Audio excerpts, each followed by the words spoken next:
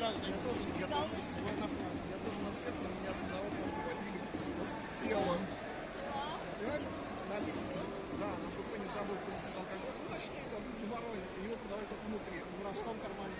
Мы брали просто рюкзак с фототехникой, кидали фототехнику куда-нибудь и загружали ее полностью алкашкой. Ну, мы же ходили через ход для прессы, там такой...